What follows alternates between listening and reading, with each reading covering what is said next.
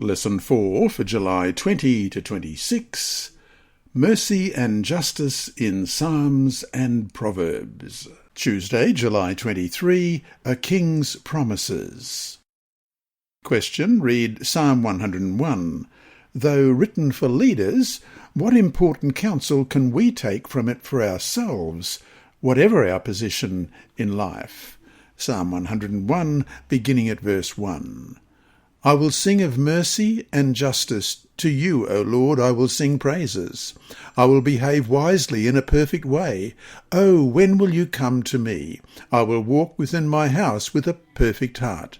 I will set nothing wicked before my eyes. I hate the work of those who fall away. It shall not cling to me. A perverse heart shall depart from me. I will not know wickedness. Whoever secretly slanders his neighbour, him I will destroy. The one who has a haughty look and a proud heart, him I will not endure. My eyes shall be on the faithful of the land, that they may dwell with me. He who walks in a perfect way, he shall serve me. He who works deceit shall not dwell within my house. He who tells lies shall not continue in my presence. Early I will destroy all the wicked of the land, that I may cut off all the evildoers from the city of the Lord. Psalm 100 is a text for leaders. It is thought that these verses were composed by David in the early days of his reign as king of Israel. They may even have been adapted from vows that he made at the time of becoming king. In his experiences as a warrior for Saul and then a fugitive from him, he had witnessed for himself how a king who loses his way could damage the nation and his family. David determined that he was going to be a different kind of leader. Few of us might be political or national leaders, but we all have roles in life in which we have the opportunity to influence and encourage others. These might be in our working life, community involvement, family, or church.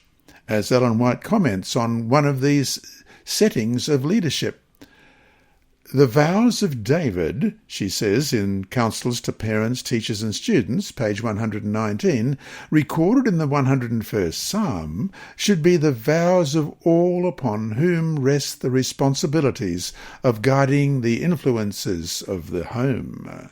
End of quote. As we have opportunity, we should be prepared to suggest and uphold these principles to those who fill positions of leadership over us.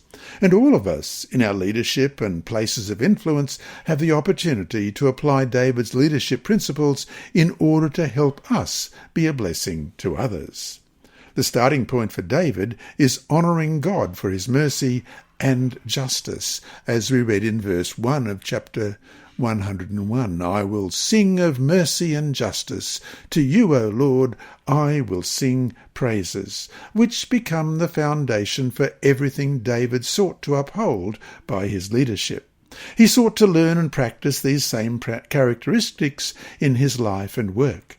To do this, he must resist the temptations toward wrongdoing, corruption, and dishonesty, all of which are particular traps for those in positions of power and leadership.